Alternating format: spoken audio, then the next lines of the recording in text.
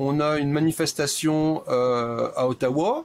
Le gouvernement dit je veux couper les comptes bancaires de ceux qui sont là. Ben, c'était compliqué pour eux. Ça leur prenait les noms, il fallait qu'ils passent par un juge qui demande ça aux banques. Ça a été lourd, c'était compliqué. Là, ils pourraient très bien dire toutes les identifications numériques que j'ai dans ce secteur-là, je les désactive. Ça veut dire que d'un coup, leur téléphone ne marche plus, leur compte est fermé, ils n'ont plus accès à leur téléphone, etc., etc. Donc ça donne un pouvoir exorbitant à un gouvernement d'avoir l'accès à toute cette information. Alexa Lavoie here for Ribbon News, and today I address a crucial topic: digital and facial identity. Right now in Quebec, we are experiencing a crisis similar to the one you may have observed with passport, but this time it is for a completely different reason. The huge lineup we saw last summer in front of Canada passport offices were largely due to a huge lack of staff and mismanagement by Minister Karina Gould. Today, the problem is quite different. In order to roll out a new transactional component, the Society of Insurance Automobile of Quebec, SAAQ, interrupted several services across Quebec between December 16 and January 3rd. It is why we are observing the same huge lineup in front of their offices. Now, in order to access to the SAAQ website, you must first create your account on the government authentication services, which the government wants to phase in over the next few years to allow users to interact with all departments in one place in a safe manner, they say. To register, you must have a social insurance number, a health insurance number, a driver license reference number, and a Revenu Québec Notice of Assessment number. And this number needs to be 2 years old or less. But this is the digital identity that just started. And I will explain. But don't forget to sign our petition against this new identification at stopdigitalid.com. I remind you that the government of Quebec and the government of Canada wants to implement this new technology. Last February, the Premier of the provinces and territories, for the majority, formally accept the federal government offer for additional health care funding in exchange for sharing their provincial health database with the federal government. In order to secure additional funding for several years, provinces and territories must accept these conditions. On the other hand, Premier Scott Moe of Saskatchewan and Premier Danielle Smith of Alberta promised to fight digital identification. They warned alarmingly that the health agreement could lead to the creation of a digital ID for every Canadian, and promised that they would not share any of the personal health information of their citizens with the federal government. Is digital identity closer than what we think? And it's why today we are discussing of the issue with Philippe Meloni, strategic advisor in informatic technology. Je suis conseiller stratégique en technologie de l'information. Donc j'aide essentiellement des PME à travailler, à utiliser leur technologie dans leur stratégie. J'explique aux gens d'affaires les enjeux technologiques et aux gens de technologie les enjeux d'affaires. D'un autre côté, j'ai une deuxième casquette qui est plus avec de la grosse entreprise. Je travaille entre autres avec Revenu Québec.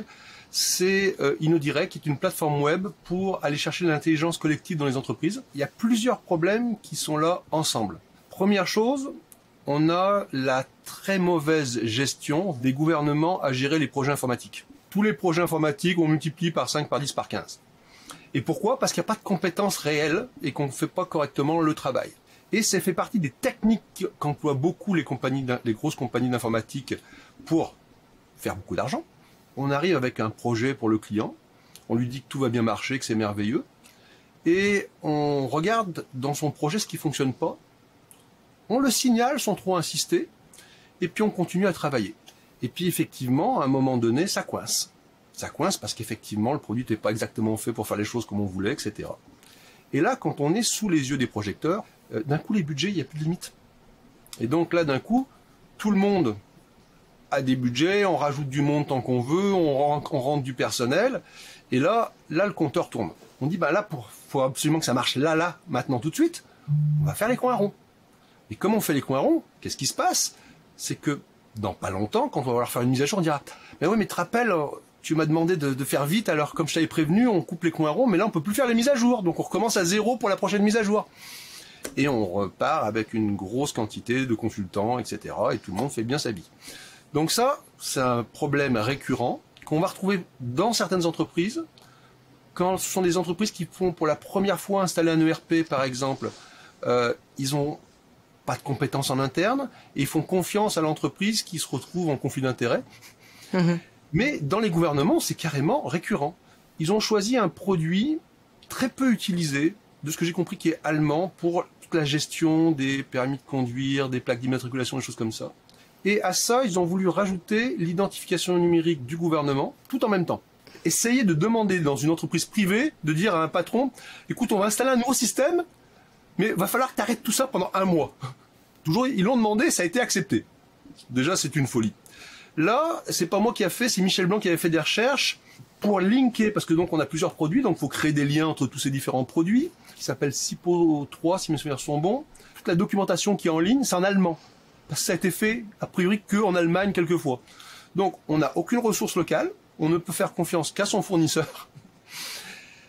Et là, on veut connecter avec quelque chose du gouvernement qui a mis en place son identification numérique et qu'il a a priori pas testé.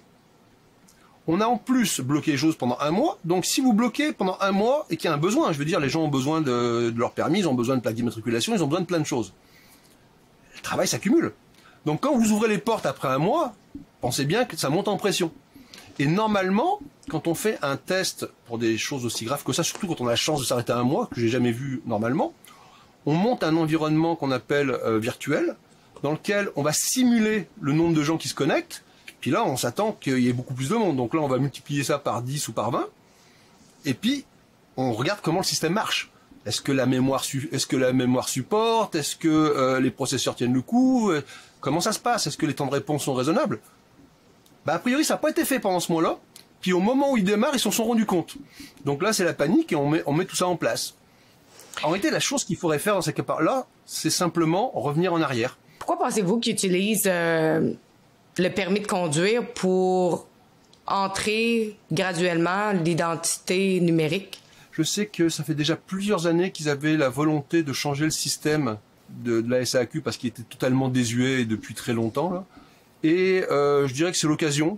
Et là, on a essayé de vendre, et j'ai regardé les publicités ces derniers temps quand ils parlaient d'identification numérique, qui moi me terrorise par définition, où on disait, vous aurez plus besoin d'avoir votre permis, par votre iris, ou par votre visage, ou par votre empreinte digitale, on va avoir toute l'information sur vous, ça va faciliter le travail. Donc, tout le discours pour dire, vous allez voir, l'identification numérique, c'est merveilleux, ça va vous simplifier la vie, ça sera tellement bien. Ils avaient l'obligation de le faire, puis en plus, c'était une occasion de commencer ça ici. Pourquoi aussi le Québec en premier, encore une fois? J'aurais tendance à dire que on a vu ça pendant toute la session de la Covid. Il y a beaucoup du principe des ballons d'essai. C'est-à-dire qu'on a vu ce qu'ils ont essayé en Australie, en Nouvelle-Zélande. On dirait qu'ils essayent toujours de tester des ballons d'essai, puis ils voient que ça passe. Puis si ça passe, ça se répand dans tous les pays très rapidement. Je pense que tous les pays ont leur ballon d'essai, et puis je pense que c'est plus des opportunités. Il y avait l'opportunité de le faire là, on le fait là. Mais j'écoute beaucoup en Europe actuellement. Ils sont en train de pousser le permis aussi en Europe, en disant que ça sera un permis numérique qu'on aura sur le cellulaire dans toute l'Europe. Puis ça sera plus facile de transférer ces choses. Cette identité numérique-là, le plan et tout, ça provient de où? Clairement, on va retrouver la description de tout ça dans le livre The Great Reset de Klaus Schwab. Et le graphique que j'ai vu beaucoup circuler ces derniers temps, mais quand le gouvernement du Canada a dit il a négocié avec les provinces pour augmenter les budgets en santé, il a accepté de les augmenter, pas autant que les provinces le voulaient, mais il a mis ça de manière conditionnelle à l'acceptation de l'identification numérique canadienne. Donc c'est vraiment quelque chose qui est globalement mis en place actuellement dans toute l'Europe, en Nouvelle-Zélande, en Australie, au Canada, partout. Le document qu'on voit circuler quasiment systématiquement, c'est un document qu'on retrouve très facilement sur le site web du Forum mondial économique. Ce document-là est remis en permanence, on le revoit toujours, et il montre bien que c'est au centre de tout. Votre connexion sur les réseaux sociaux, votre accès à Internet, votre accès à la santé, au téléphone, payer vos impôts, votre permis de conduire, tout. Ça veut dire quand on a une identité qui est partagée par tout le monde, qui est gérée par le gouvernement. Jusque-là, c'est normal que le gouvernement sache qui on est, ça, j'ai pas de problème. Mais le problème, c'est que le privé utilise cette même clé d'identification unique. Et donc, ça veut dire que le gouvernement, en un clic de souris, est capable de désactiver tous les services qui seront liés à cette identification. Donc, si je fais un petit peu d'histoire pas très ancienne, on a une manifestation à Ottawa.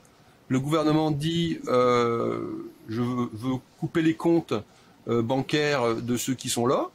Ben, c'était compliqué pour eux. Ça leur prenait les noms, il fallait qu'ils passent par un juge qui demande ça aux banques. Ça a été lourd, c'était compliqué. Là, ils pourraient très bien dire ben, toutes les identifications numériques que j'ai dans ce secteur-là, ben, je les désactive. Ça veut dire que d'un coup, leur téléphone ne marche plus, leur compte est fermé, ils n'ont plus accès à leur téléphone, etc., etc. Donc ça donne un pouvoir exorbitant à un gouvernement d'avoir l'accès à toute cette information. Et le deuxième problème que je vois qui est majeur, c'est quand on voit la compétence des gouvernements pour gérer des projets informatiques, moi je vois une cible dans le dos parce que un hacker qui réussirait à prendre le contrôle d'une identification numérique d'un pays, il arrête un pays. Mais moi, je suis pas très rassuré que ceux qui sont actuellement en train de gérer simplement la mise en place d'un logiciel gèrent la connexion à tous les services dont j'ai besoin dans ma vie de tous les jours.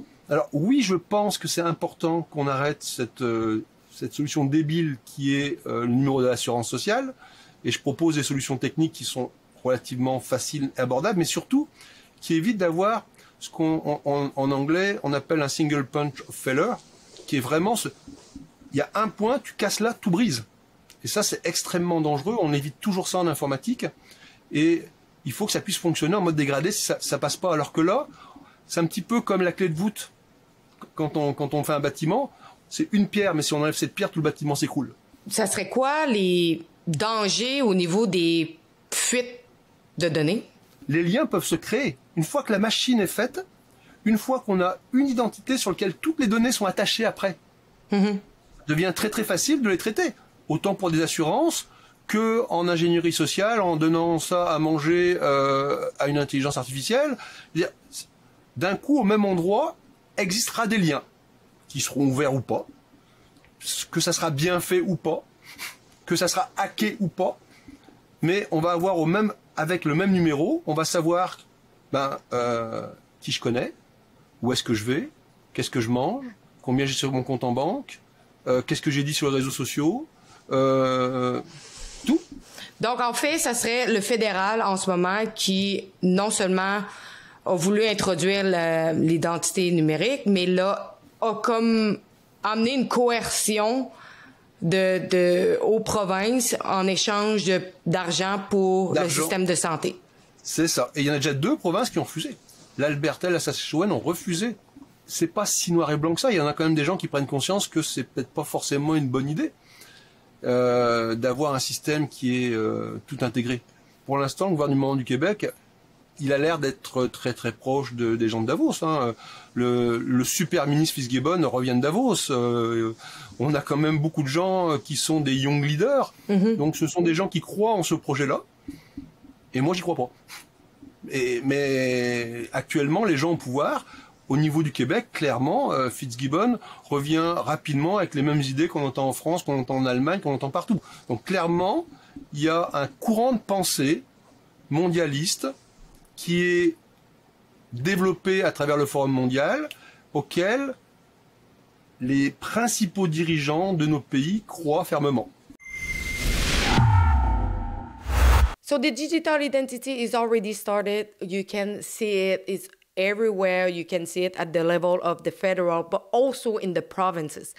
So if you want to fight it back, you can do so by taking action. We have already a petition, and you can sign it at stopdigitalid.com. Sign it, but also you can share it to your friend and family to make a difference and make sure we push back the digital ID.